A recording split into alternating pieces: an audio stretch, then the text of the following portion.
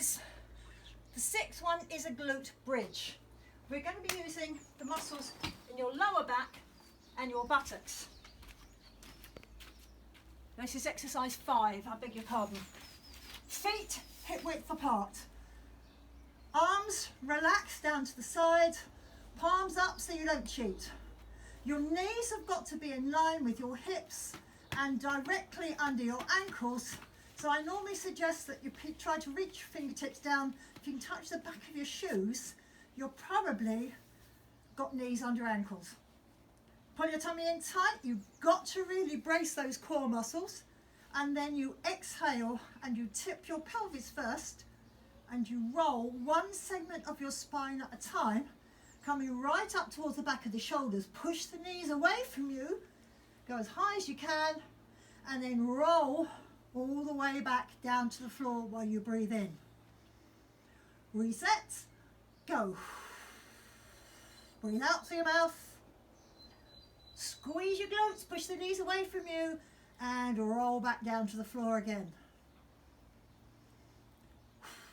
Breathe out, roll up, one segment of your back at a time, squeeze your glutes at the top, roll all the way back down, breathing in.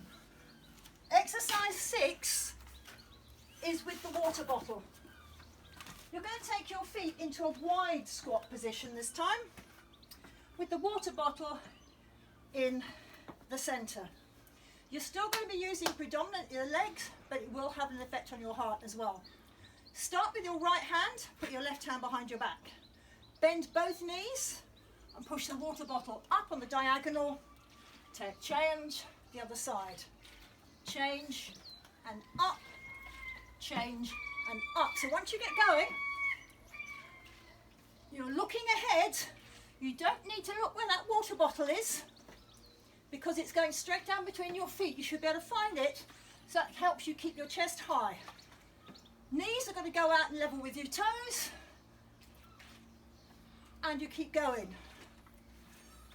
The last one is the front of the body, predominantly your abdominal area. But you do have to make sure your back stays securely fixed into the floor.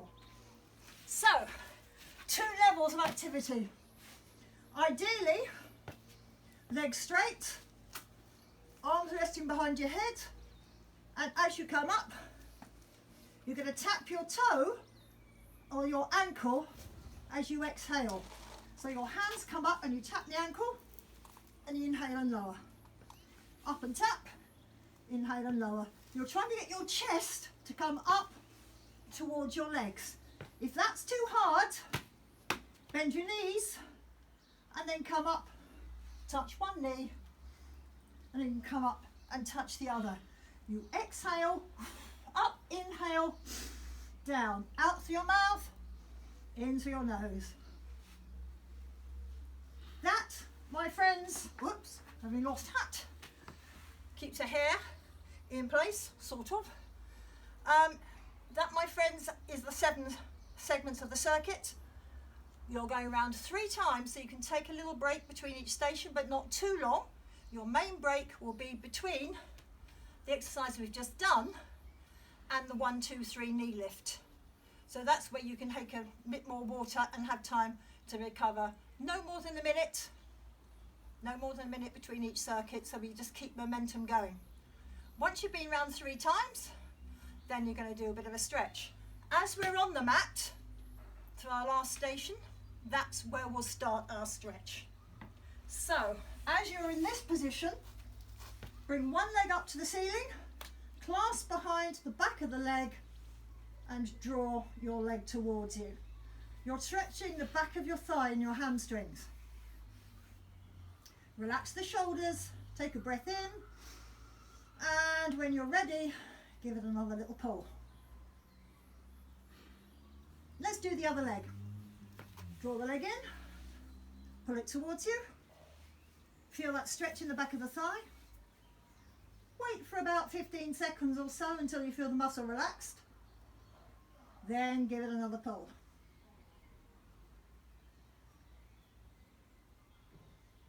The next stretch is going to be for the front of your thigh. So you're going to roll on your side, grab your shoelace or hook into the back of the shoe if you need to. Knee comes down, draw the leg back, push the hip bone forward. This is where you should be feeling the stretch.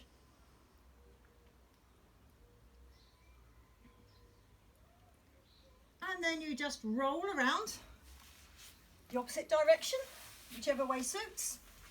Grab the foot and do the other leg. Pressing the hip bone forward, getting the knees down together and then drawing the knee back. You don't have to push the heel hard into the bottom to get a stretch in your quads.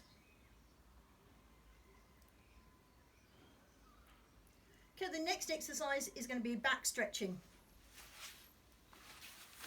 Hands hip width apart, as though you're about to set up the toilet roll exercise. Pull your tummy in, push your back into the air like an angry cat, drop your head down and arch to the ceiling. And hold that for about 15 seconds. Then stretch your arms in front of you, push backwards, drop your shoulders to the floor, stretching the sides of your back. Again for about 15 seconds. Come back into that box position. Hand goes through, palm up, roll onto your shoulder and drop your weight down, stretch the back of your shoulder. A little rotation stretch on both sides.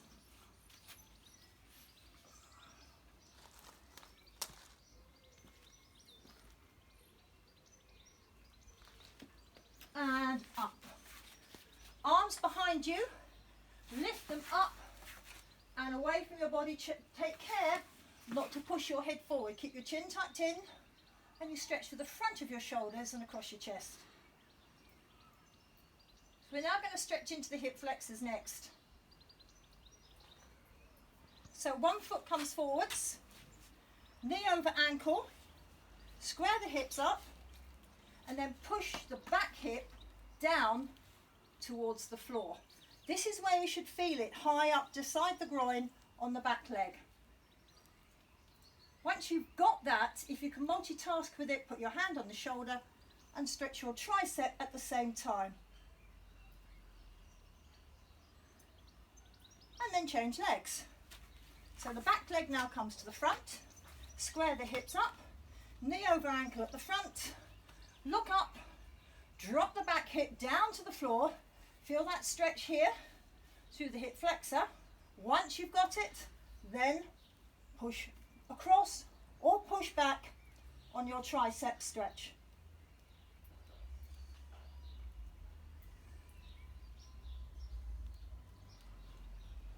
One more which catches the hamstrings and the calves.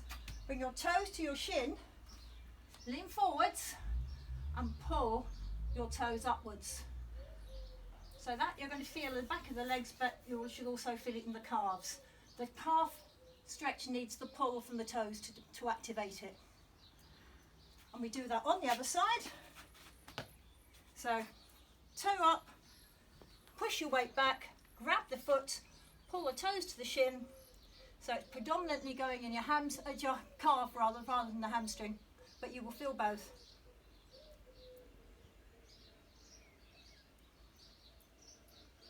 And from where you are, just cross your legs. Simple glute stretch. Loosen out the hips and roll down towards the floor.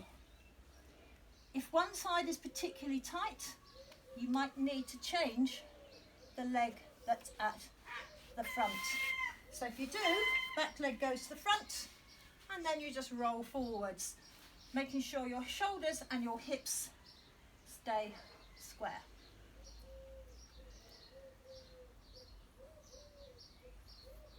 There you go. Thank you very much. I hope you enjoy this new circuit.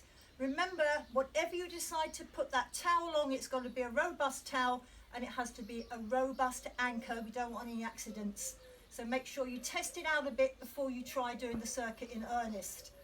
Options, remember to hold the ends of the towel if your grip is really good. If you're worried about grip, roll it around your hands once. It gives you a bit more feeling of security. And focus on to your back muscles between your shoulder blades when you row, and then your quad muscles keeping your body nice and upright when you squat.